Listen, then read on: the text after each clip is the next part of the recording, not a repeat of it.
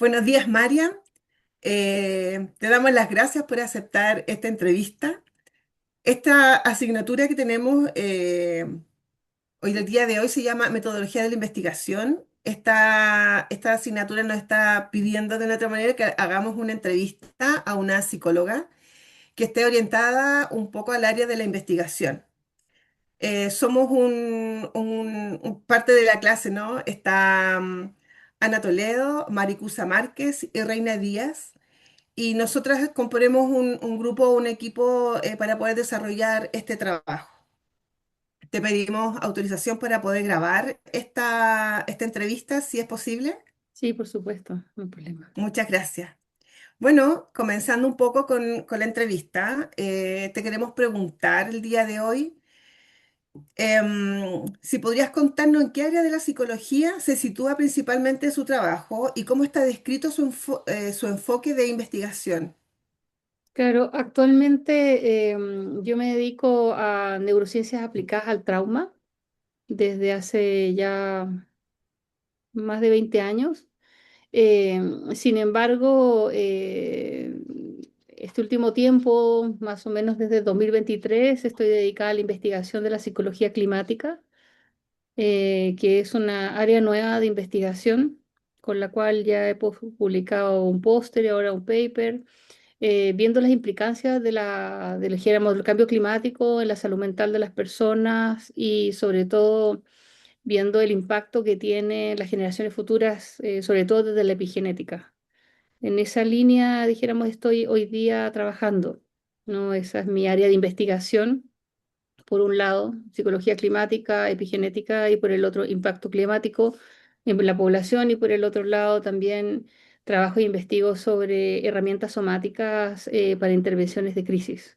Eso también es otra área que estamos desarrollando en este momento, una investigación en alcoholismo con personas que usan el pellet como para inhibir el consumo y poder entonces hacer algunas intervenciones para que ellos tengan herramientas en el craving, y en esas dos áreas he estado en este último tiempo. Anteriormente sí me dedicaba más a supervisión en redes de calle, tanto niños como en adultos, niños y jóvenes en adultos, siempre supervisando equipos de trabajo y capacitándolos. Entonces, en esa área es lo que he estado en estos últimos 25 años. Sí. 25 años, una gran carrera, Mariam.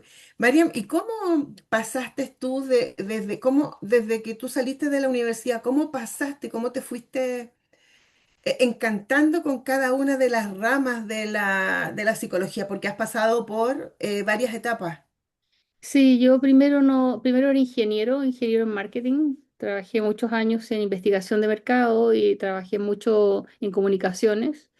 Em, pero tuve la suerte de conocer el año 2006 a Catalina Ureta, con quien después yo escribiría un libro que se llama Curación Somática en la época del trauma, que fue mi profesora de experiencia somática, que es una terapia, dijéramos, corporal que trabaja el trauma a través del sistema nervioso y las sensaciones sentidas. Entonces, cuando nadie estudiaba neurociencia, yo el 2006 estaba necesitada de estudiar neurociencia porque, eh, si bien es cierto, Peter Levine en ese tiempo había declarado que su terapia era más bien en términos como de naturalismo, o sea, que el cuerpo tiene habilidades y capacidades de curarse a sí mismo, había un gran vacío técnico en relación a darle una base teórica informada, dijéramos, a esta técnica. Entonces yo tuve la suerte de tener un doctor que era neurotorrino, laringólogo, que él fue como mi primer profesor, que me enseñó neurociencia en forma particular, mientras nosotros hacíamos investigación sobre estas nuevas herramientas de la terapia corporal, somática corporal. Entonces ahí yo tuve la necesidad en ese tiempo no habían diplomados de neurociencia, no existía nada. Entonces como que yo ya incursionaba en ese tiempo tratando de entender a Gazzaniga, a Damasio, a grandes autores que dijéramos que representan como los estudios principales en el tema de la conducta y la neurociencia. Entonces, tuve la suerte de poder leerlos mucho, mucho más antes que mucha gente, no siendo médico, ¿no? Pero tenía un médico que me ayudó siempre a tener como un lenguaje más técnico, más clínico. Y posteriormente a eso, dijéramos, ya se puso de moda un poco esta cosa de la neurociencia del trauma alrededor de 2010, 2015, empezó como un poquito a sonar un poquito más, ¿no? Y los médicos, generalmente el área de la salud, tuvieron que empezar a estudiar neurociencia. Y se refuerza mucho en ese tiempo la neuropsicología, empieza a tomar más preponderancia, ¿no? Como la evaluación neuropsicológica en niños y jóvenes y adultos. Em, Como en la neuropsicología más bien la aplicación de test psicométricos y mediciones, yo sentí que era una área muy chica, muy acotada.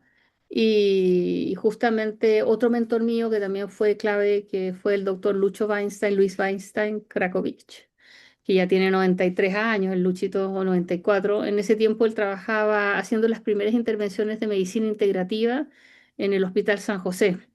Estoy ¿Ya? hablando 2010, ¿no? 2000, no, sí, 2010, porque después vino el terremoto, 2009, 2010. Entonces, Luis Weinstein había sido parte, dijéramos, del equipo de salud, de salud del gobierno de Allende, y ellos eran los reformadores que venían en el nuevo campo de la salud en términos de nuevos proyectos de salud. Entonces, Luis Weinstein es exiliado, ¿no? A la muerte de Allende, y él cuando vuelve toma a algunas personas y empieza a hacer actividades en el San José. En ese tiempo estaba Marina Solotochin, una rusa que estaba a cargo del Hospital San José. Entonces ahí yo por primera vez veo la medicina integrativa, como en un concepto psicoanalítico por un lado, pero también de educación del educador social, ¿no? Que eso fue como para mí muy interesante, porque yo venía netamente de trabajar con el tema del cuerpo y el trauma, ¿no? Entonces, Luis hizo, después del terremoto, hizo un diplomado que se trataba de un diplomado que yo me certifiqué con él, de toda la metodología que tenía que ver con los cambios que había que hacer en la salud para tener un modelo integrativo de intervención. Ya, entonces, y cuando yo terminé eso, Luis Weinstein me dijo a mí que estudiara psicología. Yo estudié psicología porque Luis, yo ya había ido a varias universidades, estaba me aburrida en la universidad, pero en fin. Entonces, ya era técnico agrícola, especialista, justamente había estudiado antes de ingeniería, eh, era técnico agrícola, especialista en reproducción animal y cultivos bajo plástico y en invernaderos, entonces sabía mucho de fisiología de animal y fisiología, y antes había estudiado un año medicina en Costa Rica, entonces como que tenía bases de biología, así como de química, algunas cosas, entonces como que no me eran afines, no era tan complicado, pero Luis quiso que yo estudiara psicología y por eso entré a estudiar psicología, porque él me dijo que a mí me gustaba investigar, que siguiera por esa línea. Así que yo soy psicóloga hace pocos años, yo diría unos 7 años, eh, pero en realidad, como yo creo mucho en el auto, yo misma me formé sola en las primeras partes, entonces no necesitaba como poder ir a una universidad si podía aprender cosas sola. Y además Luis me enseñó mucha metodología sobre como intervención, ¿no? Luis Weinstein era una persona muy interesante, trabajamos mucho con población vulnerable, ¿no? Jóvenes y adultos, tercera edad, que estuvieran con alguna cosa de impacto como de vulnerabilidad social y que no tuvieran acceso a terapias. Entonces, para nosotros, acompañar a una persona que apenas se podía mover, ir a a abrir la puerta o encender la luz, ya era un acto como de reconocimiento. Entonces tratábamos mucho terapia de grupo en ese tiempo en el San José, y yo fui discípula de él 10 años, 12 años quizás más, hasta que ya no lo dejé de ver, pero ya estaba, pero fue él el que me llevó a la psicología. Entonces, y en psicología yo siempre sentí que cuando escuché psicología me gustó mucho el profesor Quintanilla, que yo no sé si todavía estará ahí, el profesor Quintanilla que hace sistémica, hace comunitaria, psicología comunitaria. Él fue el que dirigió nuestra tesis. Entonces ahí me leí a Martín Baró, que es todo lo comunitario, me leí todo y pude como hacer, como entender el trabajo comunitario que me gustaba mucho. Y por el otro lado, sentí que cuando escuché acerca de Otto Kemberg y el análisis funcional y la estructura, la entrevista estructural, no había nada más que decir. Como que la tópica uno Vamos. y la tópica 2 la tópica uno y la tópica 2 de Freud, era la base de la psicología y después venía don Otto Kemper a decir que existe un análisis estructural, ¿no? Y ahí yo quedé prendida de Otto Kemper. Muchos años sentí que era como una brújula, algo así. Y en general siento que todas las áreas claro, en términos epistemológicos, como que no consideraba que me gustaba más la cosa aglutinante, como esto sirve, esto sirve, esto sirve, esto, a mí me sirve esto y esto y esto, más que epistemológicamente separar por líneas de trabajo, entendiéndose que cuando manejas ciertas líneas de trabajo no es porque seas obtuso, sino porque sabes que vas a tener cierto resultado, ¿no? Eso es lo que he aprendido a lo largo del tiempo. Entonces tuve la suerte de estudiar con Otto Kemper directamente todos estos años. He estado estudiando con Kemper desde el año 22, creo. Con Frank John, con Kemper, con Lina Normandin. He estado con toda esa línea de personas estudiando todos estos años y formándome en terapia focalizada en la transferencia aplicada, dijéramos a niños y jóvenes y adultos. Y tuve la suerte de hacer mi postítulo ya para la pandemia, que fue fantástico, en trastornos severos de la personalidad. Entonces, y ahí uno tiene que estudiar DBT, mentalización, que son como las otras cositas que uno va aprendiendo en el camino. Y entonces, claro, tuve que ir a la universidad, a la escuela de medicina, estudiar neurociencias, que fue terrible, y de ahí me he ido especializando. Entonces, que uno va buscando herramientas, ¿no? La psicología que uno entra en la universidad es como son los campos teóricos, por decir así, pero cada campo teórico tiene una vertiente de trabajo muy profunda, entonces muy complejo. Entonces, como lo mío era la traumaterapia, estudié con el doctor Barudi, que siempre ahí de repente nos topábamos en algunos congresos, en algunas cuestiones de investigación. Trabajé traumaterapia infanto-juvenil con el Barudi, estudié con él. Entonces siempre estoy en la red APEGA, o sea, como que en el final uno termina involucrado en estas redes. Y hoy día, dijéramos, tengo un poquito de, tenía un máster que estoy haciendo en cambio climático, una especialización, y actualmente estudio yoga sensible al trauma, que tiene que ver con la línea de Bessel van den Kolk. Entonces siempre en todo lo que es neurociencia y trauma tienes que estar todo el tiempo como viendo las nuevas herramientas, Claro. es un campo que se está desarrollando. Entonces, eso es como mi trayectoria, un poquito como por qué hago lo que hago, porque estudié todo lo que estudié, pero he estudiado muchísimas cosas en realidad para poder abordar cosas complejas, ¿no? No, y también, Marian, qué interesante tu experiencia, muchas gracias. Y también lo otro es que uno te escucha y siente que hay una pasión ahí tan, tan bonita, tan interesante. Maricusa, tú, por favor, con tus preguntas, por favor. Ya. Hola Mariam. Pero bueno. Bueno, sí, dándole la razón a Lorena, es muy interesante y admirable todo lo que has hecho a lo largo de estos años. Bueno, mira, una de las temáticas que más llama la atención de su trabajo es la herencia del trauma en el cuerpo. Entonces, ¿cuáles diría usted que son las principales líneas de investigación en las que ha trabajado o que hoy considera más relevantes dentro de la psicología del trauma? Sí, bueno, me acuerdo el año pasado estuve con Schneider, que lo trajo la SET, o sea, hizo el doctor Schneider de una universidad en Alemania, y él enumeró, ¿no?, las técnicas o las terapias que están hoy día haciendo un espacio para una intervención un poco más distinta desde la narrativa o desde la, dijéramos, de la escucha. Diría yo que está el MDR, también está la somática, son como las dos grandes líneas un poco que estamos trabajando en general, diría yo, que son las que se cruzan. El MDR ha hecho harta investigación porque entró bien. Entre medio yo diría que el mindfulness también, sensible al trauma, también existe hoy en día, es muy interesante. Y siento que entre medio que mindfulness es John Kabat-Zinn, ¿no? Está también Peter Levine con somática, con experiencia somática. También está el brain spotting, ¿no? Que es otro tipo de trabajo desde el trauma. Y yo diría que seguramente hay muchas otras vertientes más de trabajo. Está Pat Ogden con terapia motriz, perdón. Está Joan Ayres con integración sensorial. Dijéramos, hay muchos autores que tienen sus líneas muy interesantes. Bessel van den Kolk con el, como les decía, con yoga sensible al trauma. Entonces va a depender mucho de hacia dónde tú quieres direccionar. pero sí lo que hoy día yo me he fijado después de que hago somática desde el año 2006, ¿no?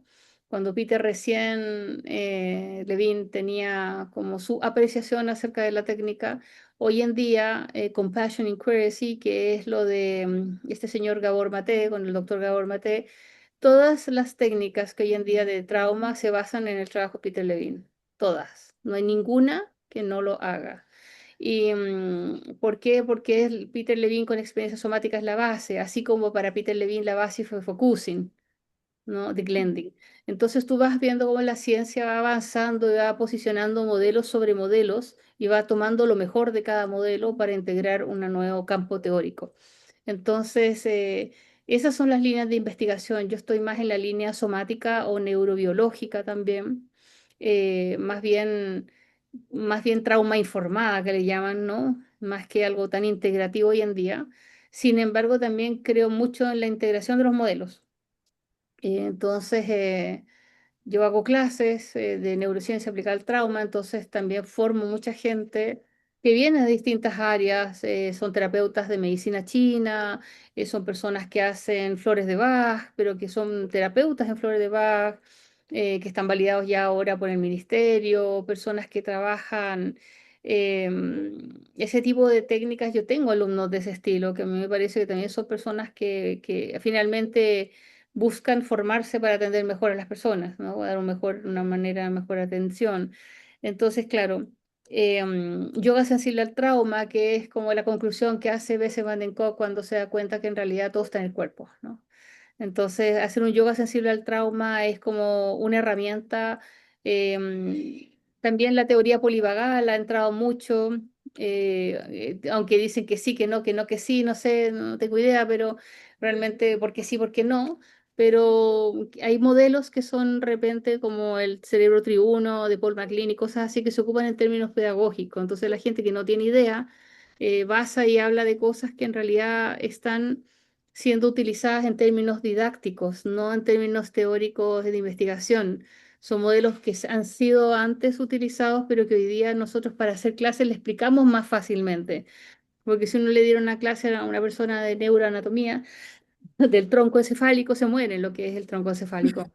Entonces, yo hago clases en un diplomado hace 6 años en la Santo Tomás sobre herramientas para la infancia y la adolescencia de intervención y hago neurociencias, módulo de neurociencia y puros trabajadores sociales, psicólogos, profesores, como una línea de ese estilo.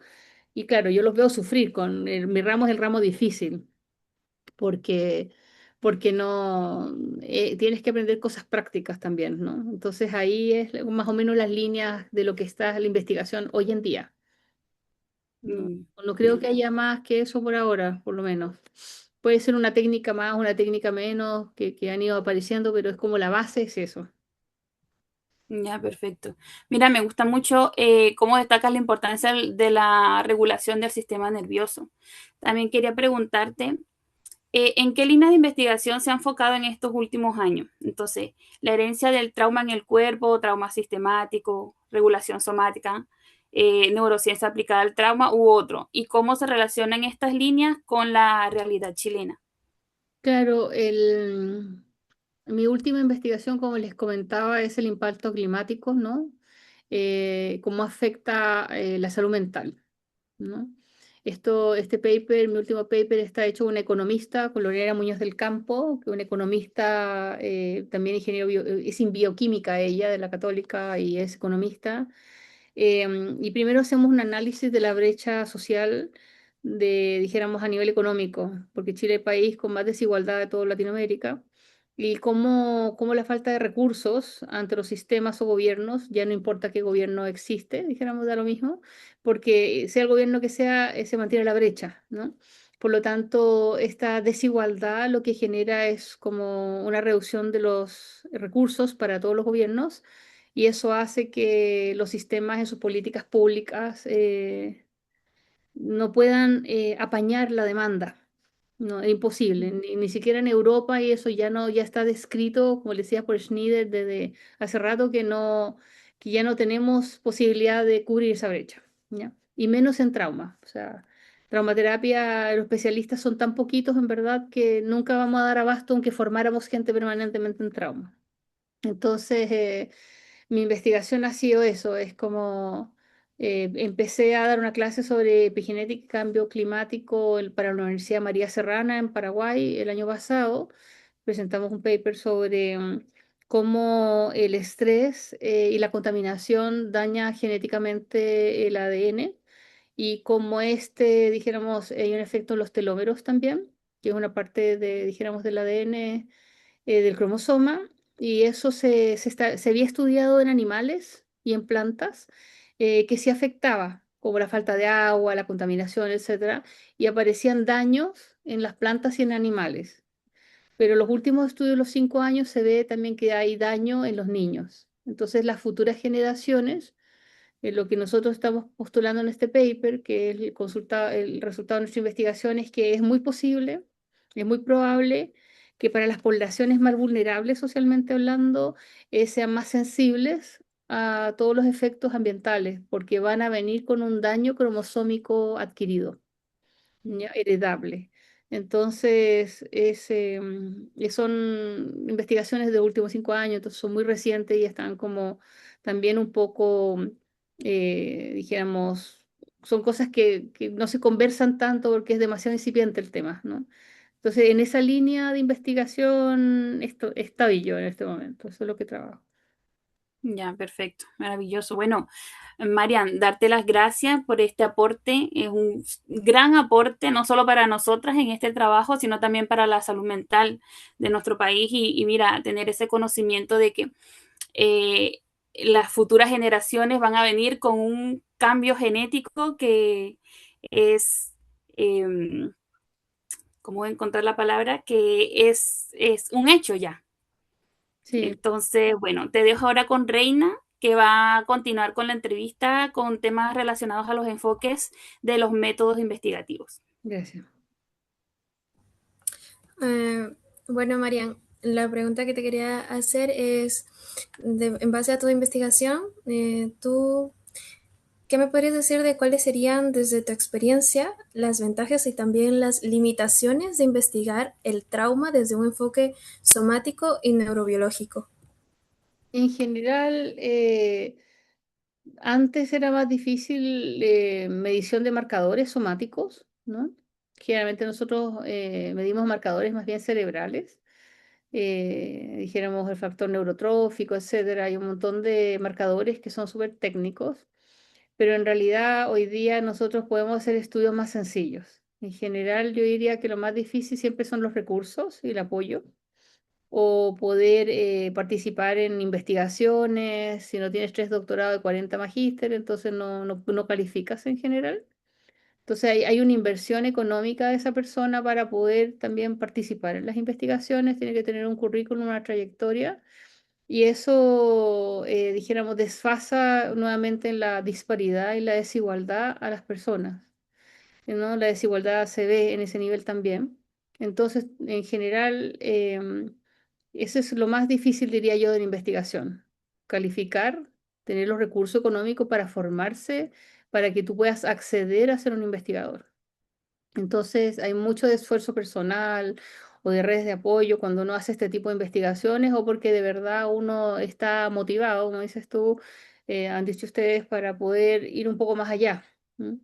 Eso yo creo que es lo más lo que yo veo, porque cuando yo he postulado a cosas, lo he hecho a través de metaanálisis, con análisis de metaanálisis. Hoy día la inteligencia artificial acorta la brecha, antes uno trabajaba mucho más que antes, sobre todo si uno trabaja con buena inteligencia artificial, o sea, no ChatGPT, sino con cosas más técnicas, como un Perplexity, o sea, algo más de un nivel un poquito mejor, y ahí en adelante. Entonces, se te hace mejor, más fácil. Y en términos positivos, investigar, yo creo que hoy día sí tenemos acceso a muchas investigaciones que antes no teníamos porque está todo en línea y hay mucho investigador que sí facilitan sus investigaciones, que uno puede acceder a ellas. Hay otras que uno tiene que pagar por acceder a ellas. Es súper complicado, ¿no? Entonces, porque hay un esfuerzo técnico de los equipos, ¿no? Entonces hay paper que no tienes acceso porque tienes que pagar. Entonces, ahí nosotros creo que eso ha sido uno de los factores positivos. Y muchas veces en el campo de lo somático, dijéramos, es más bien una evaluación cualitativa, ¿no? Más que cuantitativa, porque esto es lo mismo que un comportamiento estadístico como más variable en el sentido de que cada persona es un mundo en sí mismo. Entonces usamos más lo cualitativo, un análisis más cualitativo que cuantitativo. Es difícil de medir a largo plazo, ¿no? Tendríamos que medir como mediano y largo plazo los indicadores de la calidad de la intervención, ¿no? Que nosotros esperamos estos factores, cuáles serían los indicadores en la investigación para determinar si la intervención ha sido exitosa o no, o si el síntoma, en este caso, ha sido declarado como ya que no forma parte de la historia de la persona. Yo actualmente trabajo en terapia electromagnética transcraneal, que es, dijéramos, como lo más avanzado. Estoy a cargo de la parte de acompañamiento de los pacientes que hacen estimulación transcraneal magnética en la clínica Nova Vita, que es una clínica con más de 10 años de experiencia en este tema. Y claro, ahí nosotros nos damos cuenta que hay remisión de síntomas. Entonces nosotros tenemos una evaluación con instrumentos que se levantan de, dijéramos, el test de depresión, test de personalidad. Usamos varios instrumentos para poder tener indicadores antes y después y poder evaluar en términos técnicos si hay una remisión sintomática. ¿Ya? Porque si no, lo otro sería medir pH en saliva, sería medir epigenéticamente el corte de los telómeros por el estrés, que también se puede hacer más fácil ahora en laboratorio. Son cosas de ese estilo, ya son, o si no, ya son evaluaciones, como te decía ya, de marcadores somáticos más complejos. Entonces, a nivel de la complejidad de lo que tú quieras medir, vas a necesitar el instrumental y las competencias o el espacio clínico, más los recursos. Entonces es muy difícil cuando no estás en ese espacio sofisticado, de repente en que la gente queda excluida porque no tiene esta súper hiper capacitación, entre comillas, y no pueden postular. Claro. Como mucho en las investigaciones se da a entender que es un poco tanto compleja llevar tanto el tiempo, el peso del currículum, por así decirlo, más también lo económico. Eso se sabe que por eso las investigaciones son muy agotadoras. Muchas gracias Marian. Es un agrado muy enriquecedor para los demás compartir esta información y claro también para nosotros. Para finalizar, Ana abordará la divulgación así como también el final de esta entrevista. Muchas gracias.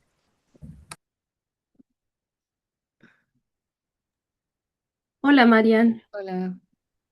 Agradezco la información, creo que estamos todas impactadas, ¿cierto? Con tanto currículum, tanta investigación. Por mi parte me quedo con el daño cromosómico adquirido heredable en cuanto a lo ambiental, con medir marcadores cerebrales, análisis de metaanálisis, terapia electromagnética transcraneal. Creo que cada tema que se ha ido tocando es cada vez más interesante. Y y como bien tú dijiste, el tema de la investigación es algo que siempre va a estar en evolución y que se integra con todo, porque también dijiste que hay una integración de modelos. Mm. Eh, yo he tenido la oportunidad de compartir contigo, con Luis Weinstein, y me doy cuenta que logran aplicar el conocimiento que tienen en absolutamente todo, no solo en la ciencia, sino también en lo cotidiano.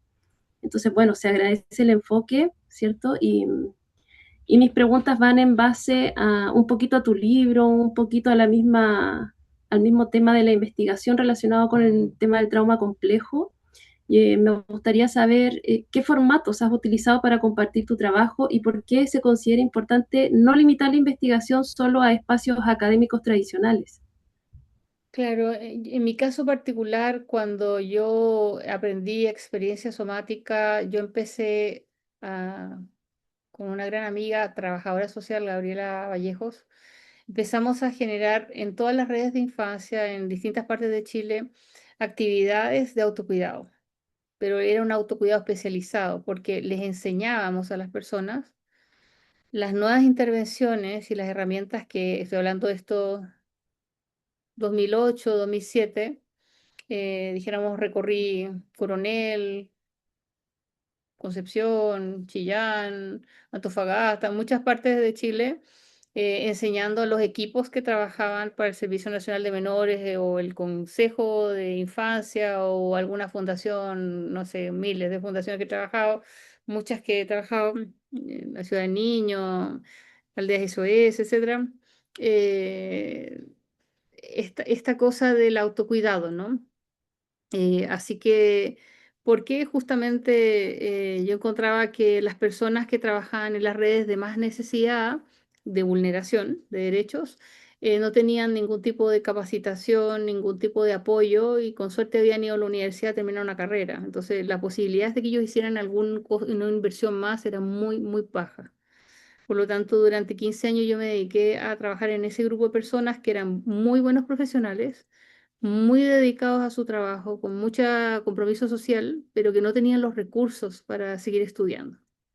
Piensen que ahora nosotros podemos hacer un máster online, pero hace 5 años atrás no había ningún máster online. O sea, hoy día la pandemia trajo cosas muy positivas en términos académicos para todos nosotros, ¿no?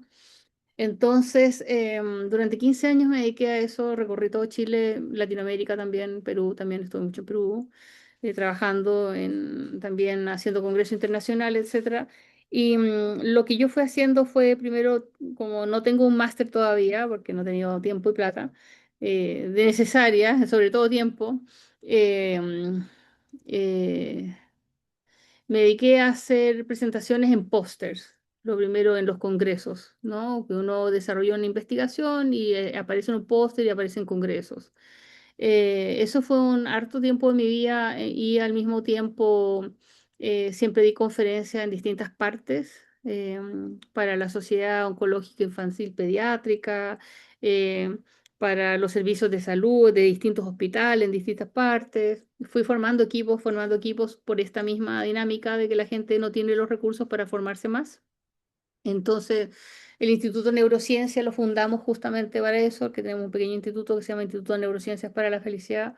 Lo formamos pensando en ese criterio, personas que quieren hacer su trabajo mejor, pero no tienen los recursos necesarios para poder adquirir un conocimiento actualizado, ¿no? Y que en realidad no van a tener $5.000 para formarse o $10.000 para pagar un máster, ¿ya? Y por eso van a quedar fuera de muchísimas cosas. Entonces eso yo lo encontraba que no estaba correcto y durante esos años he trabajado en ese criterio, durante todos esos años.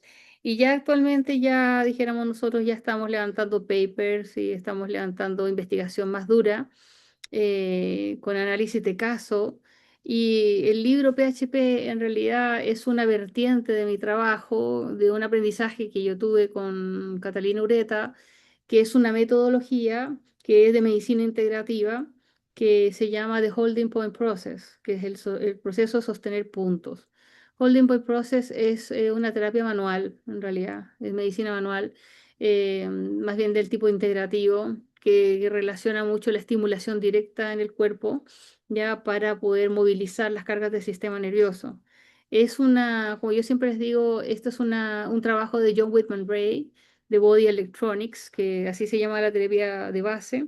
Y John Whitman Ray era, se parece un poco, era ingeniero eléctrico, psicólogo, médico naturópata, trabajó para la NASA un tiempo, de hecho, después se aburrió. Entonces John Whitman Ray decía que el cuerpo tenía electricidad, cosa que obviamente es cierta porque para eso hacemos electroencefalograma, electrocardiograma, ya, o sea, electromiografía, o sea, no es que John Ray diga que el rayo cósmico tengo yo, ¿no? Si el cuerpo tiene electricidad a través de las neuronas, ¿no? Y él postula en su trabajo del año 70 que efectivamente el sistema nervioso con su campo eléctrico puede ser movilizado y estimulado de cierta manera y esa es la técnica. Pero PHP hoy día, que hoy día tiene este nombre, dijéramos, nosotros lo vemos como una innovación en estudio. O sea, no tenemos en este momento, somos muy poquitos en el mundo. Habrá 10 profesores de PHP en todo el mundo, somos muy poquitos. Y yo vengo de la generación de Estados Unidos, ¿no? Está Judith Johnson, que es discípula directa de John Whitman Ray, viene Catalina Ureta y después vengo yo, como las personas que estamos dando a conocer este trabajo.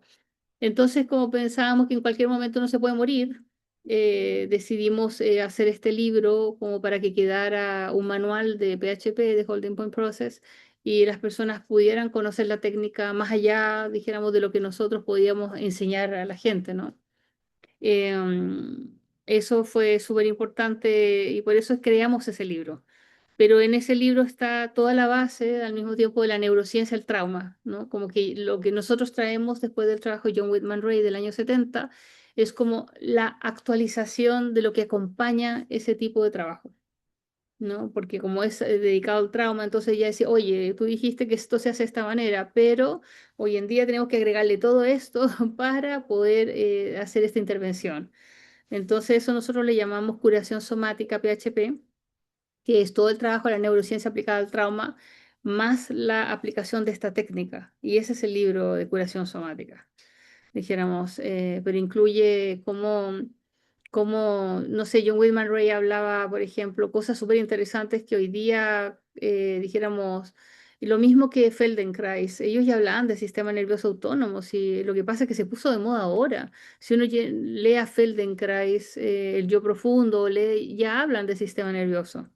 No es que apareció ahora con la teoría polivagal, sí, eso existe de toda la vida que se ha trabajado, pero no todos lo toman en consideración. Pero John Whitman Ray o Feldenkrais ya eran precursores de este trabajo, Glendin también. Entonces estos modelos se van como mejorando en el fondo en la medida en que uno va haciendo investigación y trabajo de campo. Pero en este momento yo, claro, dame un segundito, por favor.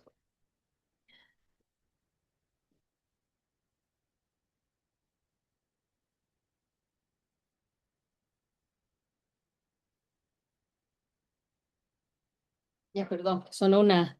Ya. Entonces, claro, hoy en día, como les decía, yo estuve en Canadá un año, dijéramos, después de sacar 3 libros, entonces quedé media agotada. Me fui un año a trabajar en baños de bosque. Hoy día yo soy formada en actividades para realizar en bosque, de todo el tema. Y mi último póster fue sobre el efecto del baño de bosque a nivel de marcadores fisiológicos. No, esa fue mi última investigación que presenté en un congreso, con una revisión de 70 papers sobre el efecto neuromodulador a nivel inmunológico a través del baño bosque, cómo mejora los marcadores, evita el cáncer, recupera mucha la vitalidad de la persona, etcétera. Entonces ahí ya eso ya no es como que la naturaleza es buena onda, no, sino que ya está demostrado que hay un impacto positivo en el baño bosque, las actividades a realizar en el bosque. Entonces yo estoy formada en esa línea también y en ese momento me topo con Stephanie Bednarek, que es psicología positiva en Inglaterra, y ahí, o sea, perdón, psicología climática, y ahí yo empiezo a investigar en 2023 psicología climática, ¿no? Y ya nosotros estamos haciendo investigación para poder ir acompañando ese tipo de intervenciones, pero eso es como muy incipiente. Mm, Todavía no hay mucho al respecto que se está, dijéramos, investigando. Entonces, en eso está. Muchas gracias, Marian. Me gusta este enfoque. Yo creo que tú nos enseñas que podemos darle mucha amplitud a la psicología y que podemos considerar también, de hecho, cosas obsoletas. Mencionaste en algún momento también la teoría del cerebro triuno, o sea, claro, efectivamente, hoy en día se hace la cruz a todo lo que se hablaba del sistema reptiliano, límbico y neocortical, pero tú dices, se puede aplicar para ejemplificar temas. Entonces yo creo que ya el tema tuyo como profesional va más desde la sabiduría que se complementa con el conocimiento. Entonces, bueno, agradezco la oportunidad también de aprender contigo y uno va ampliando las vías, ¿cierto?, que quiere tomar en este campo. Y ya para cerrar, como última pregunta, ¿qué aportes crees que se puede hacer en este tipo de investigación para el desarrollo de la psicología en Chile? Sí, bueno, Chile tiene una cosa interesante, que es de las 11 catástrofes tenemos 9, ¿ya? Creo que nos faltaban los huracanes tropicales, ponte tú, y no sé qué otra cosa más, pero de los 11 tenemos 9, ¿ya? Por lo tanto, nuestro territorio tiende a tener una alta carga de traumas, ¿no? Nuestras dificultades sociopolíticas son de un tercer mundo, a pesar de que todos tengamos celulares y pantallas touch, ¿ya? Seguimos viviendo en un nivel de pobreza importante, con marcadores de pobreza importantes, ¿ya? Lo que pasa es que, claro, si uno va a ver la pobreza, no sé, pues yo estuve ahora en el Cusco el año pasado, por ejemplo, Perú, a nivel hospitalario, ¿no? Perú tiene muchas deficiencias más que nosotros, por ejemplo, o que Colombia, en algunos puntos en el servicio de salud. Entonces los colombianos, los peruanos vienen felices a Chile y se sienten súper bien atendidos porque en realidad, si sobre todo tú vives, no sé, yo andaba en Quico a 5.000 metros de altura, en medio de la nada, en la montaña misma, entonces esos niños se morían, ahora estamos haciendo un documental sobre eso, se morían de infecciones respiratorias, muchos, y uno los veía con, más o menos andábamos -10 grados en chalas sin calcetines. Entonces, creo que Latinoamérica en especial tiene pobreza encubierta, mucha pobreza encubierta. Y nosotros tenemos esta dificultad, ¿no? Como les decía, esta brecha social económica que no nos permite hacer más investigación o más trabajo de campo. Entonces, lo que yo más siempre insto a los equipos de trabajo de toda línea, da lo mismo, que hagan mucho trabajo de campo ellos mismos, que hagan trabajo de intervención en ellos mismos, que levanten el desarrollo de casos clínicos, que aprendan a usar una metodología de comprensión de sus casos.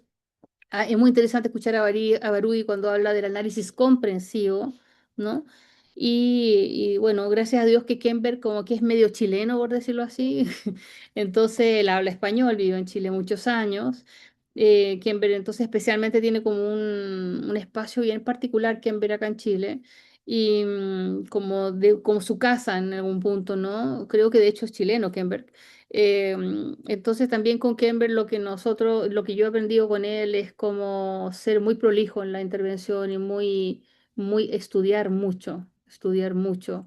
Entonces, hay psicólogos que salen muy abrumados porque se supone hipotéticamente que hay un sobrecupo de psicólogos a nivel del país, ya me voy a ir como al país en sí mismo, pero en realidad no es el problema que haya muchos psicólogos, en verdad.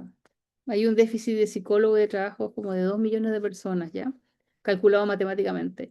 Pero resulta que el problema es que los sistemas no abordan poder hacer las atenciones, ¿entiendes? Entonces, por decirlo así, solo podemos contratar 10.000 psicólogos para el sistema de salud, pero el sistema de salud requiere 100.000. ¿Entienden? Entonces no es que sobren psicólogos, es que los sistemas de salud no pueden contratar 100.000, solo hacen 10.000. Por lo tanto, a mi modo de ver, un buen psicólogo, ya, dijéramos, es necesario en muchas partes.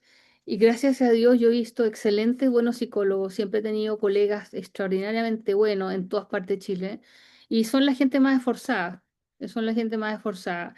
En general, el mal psicólogo, no existen también, hay bastantes que personas tienen que ver con la falla en la ética ya, o que pierden el foco, dijéramos, porque hay falta de criterio nomás. Hay un porcentaje, como en toda profesión, dijéramos, no solamente en la psicología. Entonces, Chile no es que le falten, si le sobren psicólogos, no tienen cómo, estos psicólogos tienen que aprender a saber discernir dónde es su campo de trabajo, qué les gusta realmente.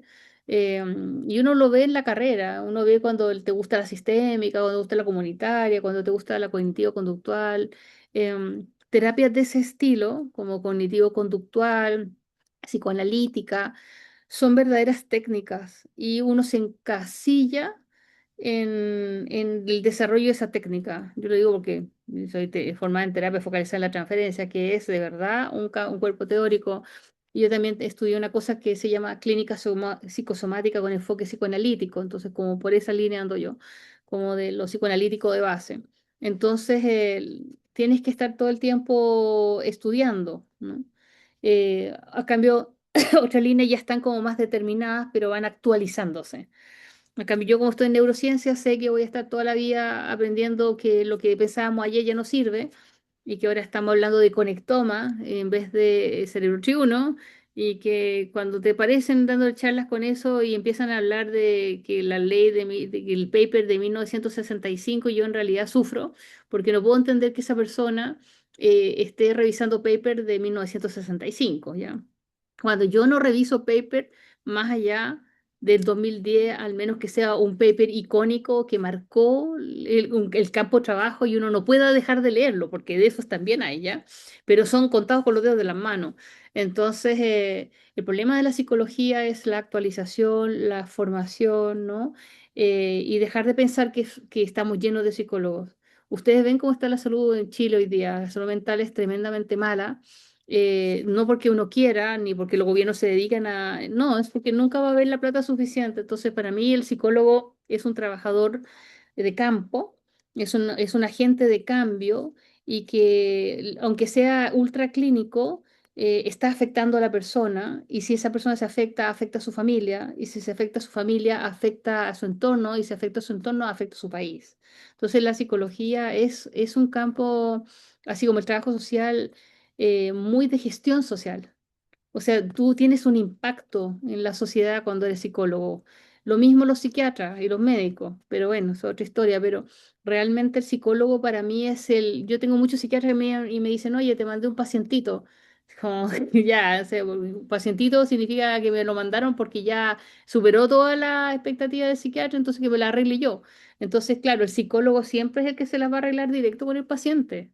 El psiquiatra le va a dar medicamentos. Si tienes suerte, a lo mejor el psiquiatra conversa contigo y te dice, y tiene una interacción coterapéutica. Yo trabajo con la doctora Cecilia Sandoval, otros psiquiatras muy importantes que me dan espacio para que yo pueda conversar sobre mis pacientes. Pero el que va a topar, el que va a decir en verdad el verdadero diagnóstico, el que va a tener problemas en situ, es el psicólogo. Y el psicólogo tiene que tener herramientas, el psicólogo tiene que saber muchas cosas como de comprensión, de estructura de personalidad, de organización de esta, de funcionamiento de la personalidad. Tiene que saber sobre herramientas de regulación hoy en día que se ocupan, ¿no? Hay herramientas de regulación e intervenciones, dijéramos, que realmente generen una transferencia, una contratransferencia en el paciente que sea generativa, ¿no? Muchas cosas que hay que hacer en la práctica, entonces la supervisión es súper importante. Yo me he supervisado muchos años, o por acá o por allá, depende en la línea que estoy trabajando en ese momento. Y después cuando uno ya se supervisa y hace investigación, en el fondo cuando uno investiga qué está haciendo uno, mejorando su propia concepción y su propio entendimiento. La investigación te lleva a eso. Por eso es importante la investigación, porque cuando yo estoy investigando, estoy analizando las bases y estoy enriqueciéndome yo para poder entender mejor una experiencia y el investigador lo que hace es compartir ese conocimiento. Por eso es tan importante las metodologías de la investigación. ¿No? Es un ramo que no a todos los psicólogos les gusta mucho, porque que la estadística y qué sé yo, lo cuántico, sé yo, etcétera, pero vale la pena, en verdad, porque a veces uno escucha una buena investigación o lee un paper bueno y uno dice, wow, son 10 años de incomprensión que esta persona me está explicando de una mejor forma, ¿no? Y por eso un poco el libro también, ¿no? Que finalmente espero poder escribir pronto otro, pero estoy en eso y hacer un documental sobre trauma, también estamos en eso, pero eso son ya como cosas para el 2026-2027. Muchas gracias, Marian. Bueno, es harta información. Creo que todas nos vamos con la idea de que es muy bueno considerar, tal como tú dijiste, el estudio constante, la perfección, el foco, el criterio, la ética, la gestión social y por sobre todo que investigar mejora nuestra concepción. Así que, bueno, ya con esa idea, yo quiero agradecerte por compartir la experiencia, tu trayectoria, tu visión sobre la investigación en psicología y tu aporte ha sido muy valioso para comprender mejor las líneas actuales de trabajo en Chile sobre trauma, sobre cuerpo y sistema nervioso. Así que solo me queda agradecer infinitamente y ya podemos dar por finalizada la entrevista, Marian. Bueno, muchas gracias a ustedes también. Marian, muchas gracias por tu tiempo, te pasaste la verdad, es que además me permite quedar más encantada con esta decisión que he tomado y veo la cara de mis compañeras y creo que también están, quedamos así como todas prendidas. Así que Bueno, muchas gracias de disfruten, verdad. disfruten una interesante profesión. Le pueden meter arte terapia, muchas cosas que vienen a mejorar la forma de poder intervenir. Es una Así carrera que muy rica, ¿no? Y lo bueno es como un árbol, o sea, un tronco y tiene miles de ramas y eso hace que sea bonito de verdad, sí, es cierto. sí, así que eso, muchas gracias a ustedes. Muchas Gracias. gracias.